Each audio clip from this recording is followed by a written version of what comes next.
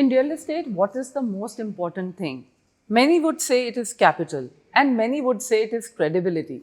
Now, what if someone can marry capital with credibility and create a new code of conduct? Well, that's exactly what Brookfield Properties is doing in the commercial real estate market in India.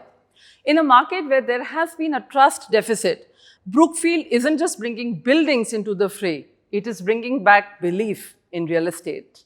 And the cleanest play on the India growth story, perhaps, has been the Brookfield REITs, which is all about global tenants, institutional ownership, and zero developer baggage.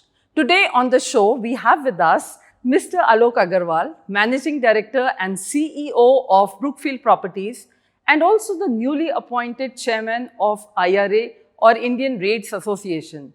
We will be talking to the Brookfield bossman on managing billions, earning trust, and also what it takes to create India with world-class, global-grade commercial real estate.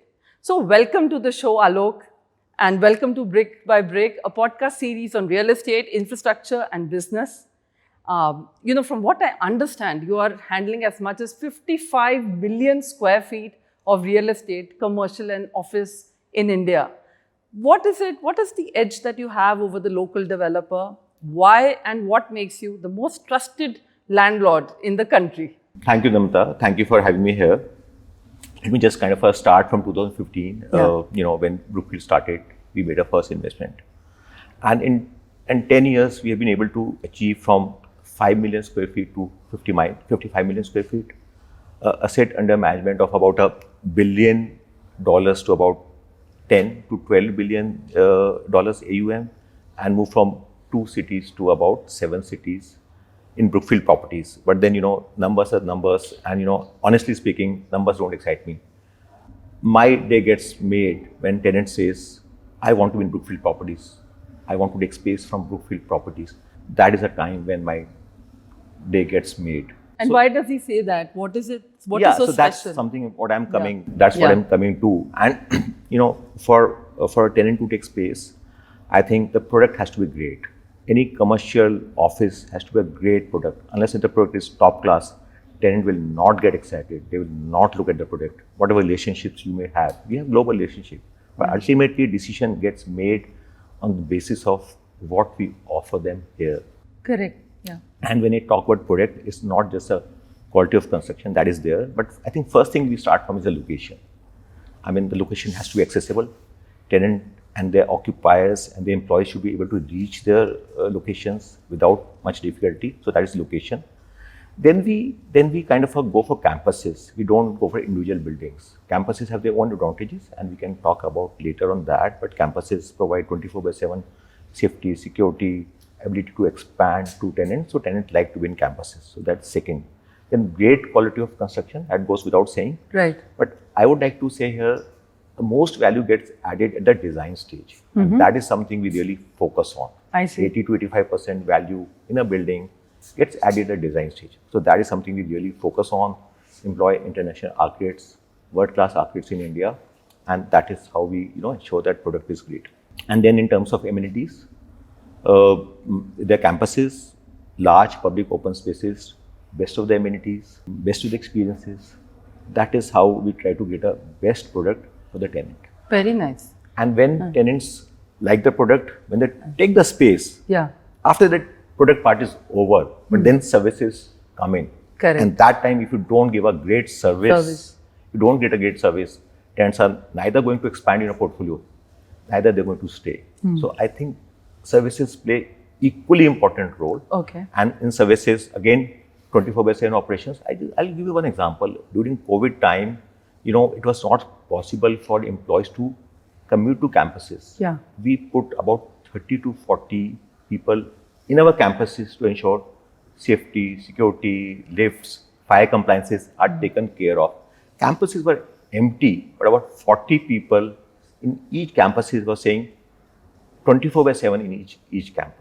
Well, that's fantastic. Yeah. So design and services, they and are the cornerstones as These such. are cornerstones. And third thing which I would like to say is that you use the word credibility. Yes. I think that is something, trust is the most important criteria. And what we believe, and this is what we tell to our colleagues and what we believe in. Even if we commit something verbally, don't go back on that. Don't go back on it even after 5 years. And that is kind of a brand name we have created. And people say, if Brookfield has committed, you can talk to the people, they say, Brookfield has committed, they have committed. So it's a non-negotiable. Non-negotiable. Okay, Yeah, so that's something we created. So these are three things. One thing which I would like to add here is sustainability. Okay. Today, nothing, in about 2015, in 2015, sustainability was a good to have kind of a criteria. Yeah. But today, sustainability is a core value, must have. Yeah. Without that, people will not take space. Right. And I would just touch upon sustainability in Brookfield Properties. All our campuses are rated. They are platinum rated. Not just buildings, but entire campuses are green rated, green platinum rated. Then our campuses have BEE 5-star rating. This means they are most efficient in terms of energy consumption. That's the highest rating. Then they have a SOAR rating from British Safety Council. I see. This means in terms of safety and security, top-notch rating, because again, global tenants will not compromise on safety and security. Correct. So that's non-negotiable. So there's again, we are top-notch. Also, we have in NCR, 40% of energy is green energy. We source that from our Bikaner power plant, solar power plant in Rajasthan. Okay. So again, very high in terms of sustainability. So I would say product, services, sustainability and trust. This is something which gives us a fillip. Wonderful. So from 5 million square feet to 55 million square feet, from 2 cities to 7 cities. Absolutely. How do you choose your cities and campuses? How can you be betting big on let's say, Gurgaon versus Kolkata also you are present in those markets, and Mumbai, of course. Absolutely. So how do you choose your cities and campuses? I think this is a very interesting question. But in India, almost about 70, and I don't have an exact number, but bulk of leasing or space take-up is happening in these top 7 cities. Yes. And then balance is in next 20-25 cities. Yeah. But we want to be present in these top 7 cities right now. Yeah. Not that we cannot go to other tier 2 cities, we can do that. Yeah. But right now our focus is on these top 7 cities. So just allow me to interrupt you and clarify. When you say 7, do you take Gurgaon and Noida separately? Yeah, good question. Very good question. Yeah. You preempted me that. So we take Gurgaon, Noida and Delhi as NCR. Oh, okay. So I think we are the only developer who is present in Noida, Gurgaon and Delhi as well. Probably we are the only one. I'm not sure, but probably we are the only one. We have presence in Delhi also, large presence in Delhi. So that we take as NCR. Then you have Bombay, Pune, Bangalore, Hyderabad, Chennai and Calcutta. Okay. These are the 7. These are 7 cities. Okay. So we would like to win these 7 cities, and the reason is whenever we do a business, we want to think in terms of scale and size. Yeah. And you have seen how we have grown 55 million square feet. So it has to be scale and size. No point in being, just ran kind of a player. Yeah. So I think we can get scale and size in these 7 cities. Now, when it comes to choosing our campuses, I think that is where our global experience or our experience of being in this real estate for last, I would say, decades, kind of a play out. Yeah. We go by the zip code. So in a city, there could be a zip codes of oversupply. There could be zip codes of measured supply. That time we will go and see where the supply is measured. Interesting. Yes. So, and everyone has been talking about the very important Bharti Brookfield deal. Yeah. What is that deal all about? What was it from your end? And what eventually sealed that partnership? In fact, even as we speak, we are sitting in one of the Bharti Brookfield Properties Worldmark in Aero City. So when we are choosing our campuses, one thing is important. They should be accessible for talent from all locations in the city. I'll give one example. Yeah. Like in Mumbai, we have invested in Powai. Now Powai is accessible from Thane. Powai is accessible from New Bombay, from western suburbs, central suburbs, South Bombay. So for all companies, talent is the key.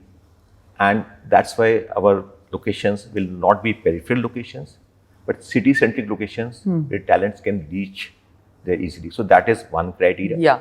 Second thing is we will like to be in a locations which are office districts, Yes. not isolated buildings Correct. or isolated campus, office districts where infrastructure is likely to improve. Yeah. And we can also scale up. When we invest, we want to keep building on that. It's not that we make an investment and then go to some other location.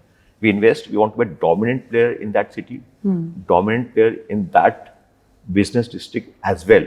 Okay. So that's also a philosophy we follow. Yeah. And we believe that if we are a dominant player, we will be able to attract talent, the best of talent to manage these assets. Yes. Ultimately, while it's a game of capital, but without people, nothing's going to happen. Absolutely. So nothing's going to happen. So we believe in scale and size to able to attract best talent. And it's so accessible by the metro. It's close to the airport. It's close to the general population. I mean, Gurgaon is also very close by, and it's close to Delhi. And of course, it offers, in any case, high quality real estate, commercial real estate at that, which is what is your core competency at Brookfield. Yes. So, let's talk about the most important thing that Brookfield has gotten in the last few years, and it's been a game changer. And I'm obviously talking about the REITs. Yeah. Now what did it mean for the tenants, for the occupiers, for the investors? And did it only change the structure of real estate, or did it also change the culture? In a sense that a traditional investor who would not typically invest in real estate companies, became sort of lured into expanding their portfolio and investing in REITs. So in that sense, how has it been a game changer, and how has it, meant different things for different people? I think that's a great point. Different things for different people. Yeah. And REITs is something, we have been talking about REITs for last almost about, I would say, 15 years. Yeah. But REITs is something, landmark reform, and we must thank regulator for that. Yeah. Regulator has, kind of make regulations and rules and regulation towards REITs which are top notch. Yes. They're world class. This ensures that only top players are able to do their listing, and players who are not on the top of the game will not be able to do their listing. So that's something we should give to the regulator. I will take your second question first. How they're changing the game for the investors. So if you really go for let's say you want to take a space, commercial office space as an individual, you have to buy the space, you have to go to the broker, put the money, pay the stamp duty, then go and get a tenant. Now, as an individual, you don't have negotiating power with a tenant actually. Yeah. So again, you are dependent on brokers. Yeah. Then when your space gets vacated, pay the property tax. So REITs, I think, is the solution for all of your problems. You can invest money today. You can invest as low as some 5,000 rupees, 10,000 rupees. Yeah. You get regular dividends. Yeah.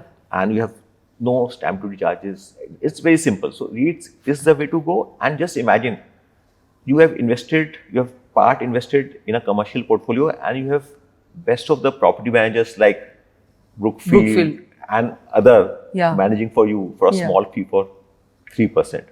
So that is from an investor point of view, retail investors I'm talking about. Yeah. Now, when we look at our tenants, see, you would appreciate Brookfield is a global, investor. So at some point of time, they will invest, and maybe after a few years, they would like to exit. Yeah.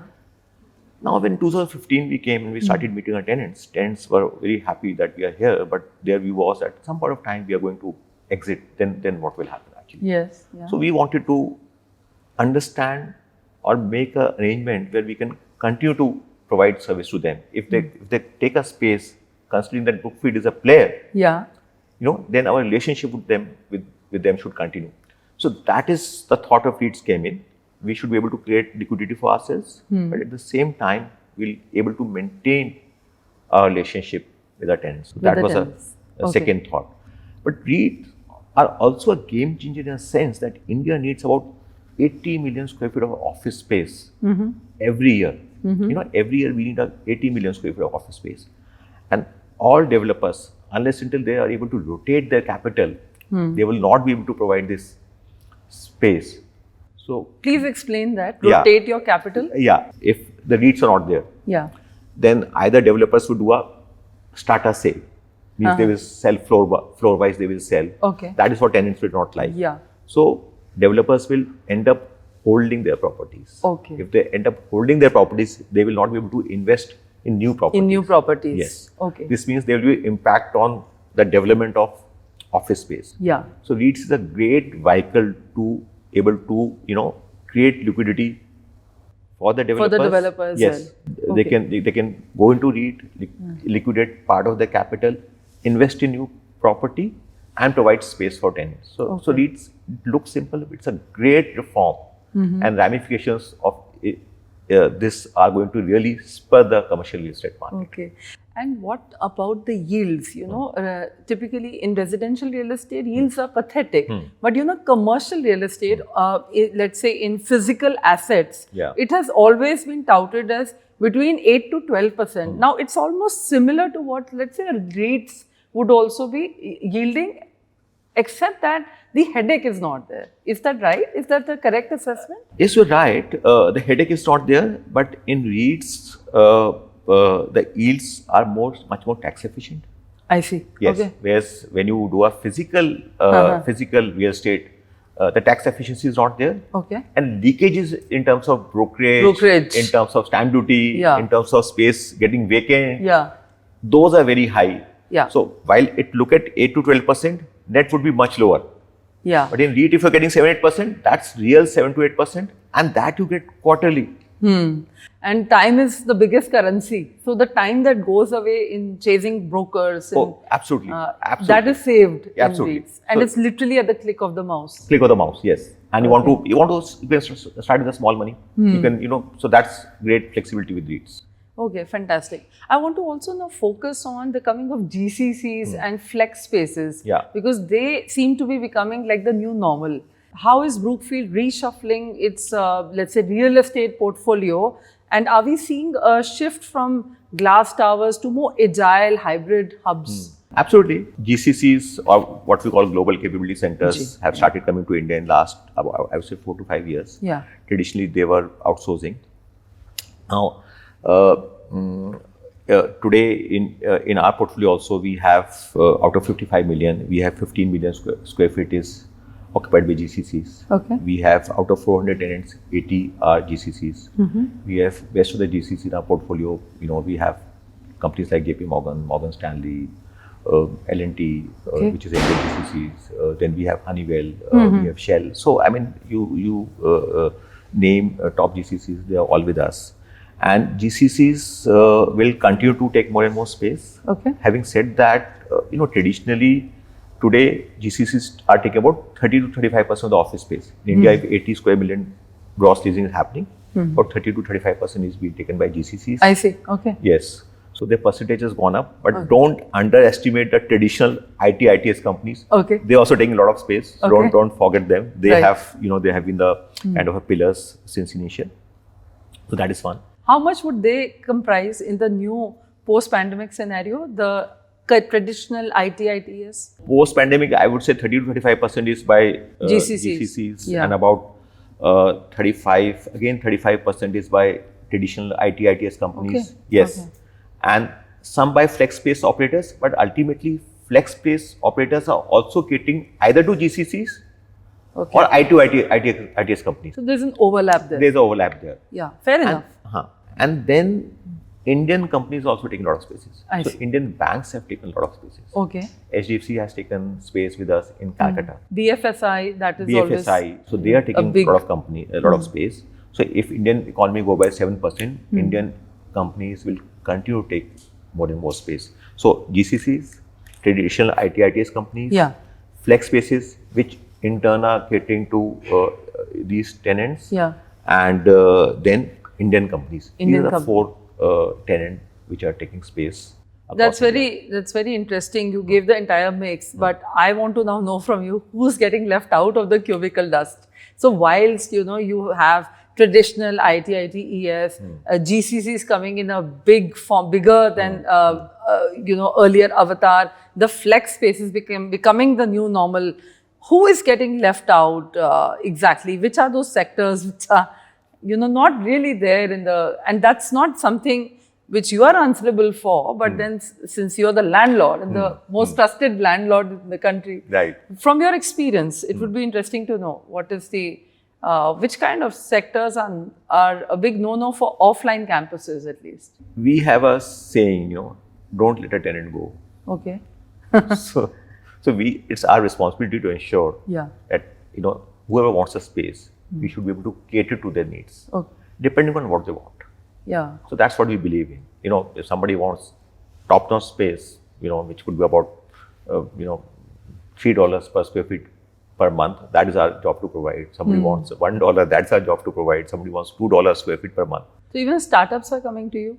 Startups also come to us. Yeah. And, we try to Accommodate. Sure we accommodate them. We have our company called Coworks. You're right. They can provide them space. The startups typically is they can start with 1 seat, they can start with 5 seats, Five they can start with 10 seats. Yeah. But we provide space to them also. Okay. That's Yes. the beauty. Yes, That's the, absolutely. You can just plug and play according to what is the demand. And we want to be partner in the Indian growth story. So why should we leave anybody out and why Absolutely, should we yeah. left out? That's very true. So, post-pandemic, it's not about location. As you rightly said, it is also about sustainability. It's about ventilation. It's about sunlight. Yeah. So, but in the real scenario, how much importance do the tenants give to, while they are negotiating? Is it just a boardroom jargon, sustainability, or does it play out in the real transactional space and people are willing to give kind of a premium when it comes to being offered sustainability?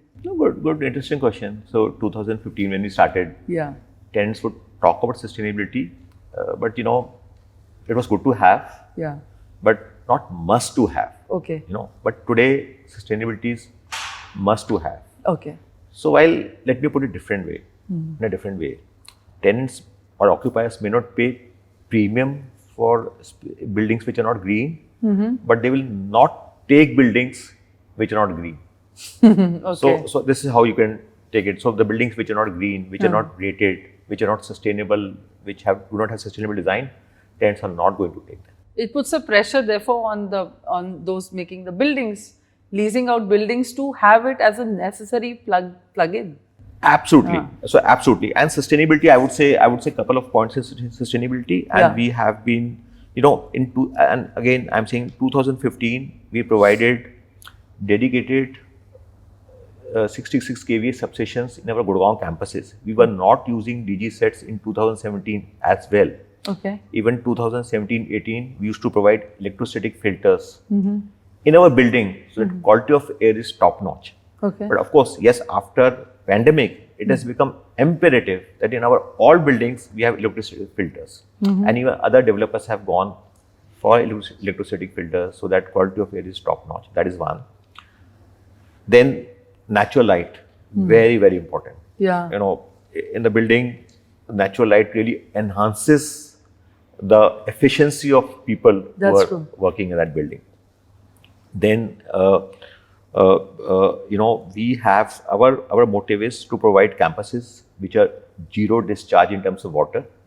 We want to ensure that water discharge is either minimized or brought to zero. Then we have campuses which are zero waste. I see. Our EcoWord campus in Bangalore is a platinum rated zero waste campus, and we want to ensure that all our campuses are zero waste. I've already talked about our 40% energy is green energy. By 2027, we want to have 100% energy as green energy. Okay. And then by 2040, we want to be net zero. So that is our sustainability strategy.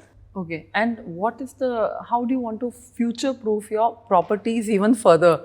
So is it, one is that it's net zero and one is that it's net positive, that it's regenerative, because now that is the conversation in the sustainability space which is taking ground. Yeah. So is there something, any innovations that you're investing into future-proof your properties? Yeah, and the portfolios keep evolving. Yes. When 2015 we came, people said, do you have a crèche? to have a food court. They were kind of a good to have. Today, even nobody's talking about them. They are must to have. Yeah. You can't have buildings which do not have food court, which do not have crèche. So fair point. So we have to invest. We have to create, design, and construct buildings which are future ready, which are sustainable, or kind of a relevant, I would say, for next 25 to 30 years. Yes. And today I think there are 3 legs to this innovation. Yeah. One is tech. Yeah. We are using IoT sensors extensively to ensure that buildings are most efficient in terms of energy. They are most efficient in terms of recycling of air. Yes. Intelligent buildings. Yeah. Smart buildings. So that is one. Second thing is flexibility is very important. Yeah. So we are designing campuses with a flexible approach, flexible design, so tenants can scale up as per their needs. Yes. So like you said, 1 seat to 5 seat to 500. 500 seats to one full building. Absolutely. One full campus also. Understood. Yeah. I think this is, you have very articulately answered that, but I want to ask you something which very few people would ask you, and being a woman and a working one at that, I feel, even the way our office buildings are designed can be an enabler or a disabler for women to be working in. So you mentioned the crèche, you mentioned the fitness, the food. If these things are taken care of at the office physical asset, the commercial real estate, a woman's life becomes that much easier. So are these like now an eminent part of your campuses? Mostly? Very much eminent part. Okay. And how is the response? The response is good. Response is good, and we have seen, because our campuses are well located. Yeah. Their locations are great. They're accessible. They have all these amenities. Yeah. So women like to work in those companies which are present at campuses. So let's not only talk about women. Yeah. We also have campuses which are accessible. When I say accessible, means people with special abilities can use those campuses. Okay. We were first to start that trend. So ramps and disabled friendly. Tactile flooring. Yeah. Dedicated parking. Okay. And a number of you need to have a railing in staircases. Yes. Braille. So number of things are there. We have incorporated our campuses, and all our campuses, I think ranked number 1 in accessible practices. Well, you've been really good with the long format questions. I think it's time for rapid fire if you're ready for it. Sure. So this is all about instinctive, really quick fire questions, which whatever comes to you, the first thing that comes to your mind, please just go ahead with this very spontaneous segment. Sure. So if Brookfield were a person, what would the personality be? And if you were to explain to a college pass out in a very simple language, who would it be? Okay, so Brookfield would be decisive, compassionate, and tech savvy. No, I mean, would it be Donald Trump or Narendra Modi, or would it be Amitabh Bachchan? If you can give a personality, it will be even better. So I think a combination of these factors I said, and then I think you can tell me what person will come out. I don't know. I don't want to be caught at the wrong end. So okay, let's swiftly move to the next one. One deal you'll never forget, and why? So we did a 1 million square feet largest GCC, Global Capability Center, for MasterCard in Pune. Okay. And that was kind of a great deal for us. Okay. And was it the first GCC deal that you did in India? First for a large GCC, I would say. Okay. We were doing GCC deals. It was a build to suit deal actually. Okay. So that was the beauty of that deal. Okay. We have 80 GCCs. Yeah. But MasterCard, we gave a build to suit building for them. And 1 lakh square feet. 10 lakh square feet. 10 lakh square 10 lakh feet. square feet. Or 1 million square feet. Oh. And they're the largest GCC globally. So that deal is close to our heart. Okay. And then you had to custom make certain features. Oh, yes. And such as? So they wanted parking ratios which nobody was able to give. I see. Nobody was able to give. We removed one office floor to give them parking. Oh, I see. Yes. And that's so important. So important. Parking is actually the parking ratio they wanted, more important than the seats sometimes. Yes. Okay. So, one trend in Indian real estate that you are most excited about? I feel technology-led solutions which will be developed in India and used in commercial real estate in India. That is something I'm most excited about. I see. And one trend you think is overhyped currently? I think token sustainability, just going for rating, Okay. but not doing Enough. not doing enough on the ground. On the ground. That is something is Okay. overhyped, I would say. So, glass towers or green campuses, what is your vibe? Green campuses any day. Okay. I think. But, can there be, glass towers which are green campuses like the one we are sitting in? That's the best you are saying. I think you have put it better. Glass towers in green campuses. I see. Okay. Location or design, what's more important in real estate? I think you've already answered that. You've spoken a lot about design aspect. But I leave it to you. Design is great. Design Yeah. is soul of the buildings, but location is also paramount. Okay. I mean, people should be able to reach, Uh-huh. their campuses, reach Right. their offices. Okay. So location cannot be never underestimated. But if you were to give a weighted average, would it be 60, 40, 50, 50? I think 100% for both. 100% for both. Well, you're always politically so correct. What is the biggest myth about commercial real estate? So I think people think that demand for office spaces is going down. Yeah. One thing, it's not going down, and second, it's moving towards quality. Only thing is a certain kind of commercial real estate is catching up. One which is more flexible, more course. dynamic, and Yes, no doubt about embracing of green Absolutely. ethos. Absolutely. Okay, most overused phrase in boardrooms today? Let's circle back. Let's circle back. Because I feel we should kind of solve the issue then and there only. Okay, I see. What's the most underrated real estate market in India today? And you could talk about the city or you could talk about the segment. I mean, like we have so many segments you're well familiar with in residential as well as in commercial. See, I think, of course, in terms of, let me talk about the city. There are many cities which probably are underrated, and times to come, 10 years back, 8 years back, Noida was underrated. It has really caught up. It is. I think Pune is something which has a lot more potential than what it's talked about. Okay. It has talent. Yeah. It has tech-savvy talent. Yeah. It is cosmopolitan.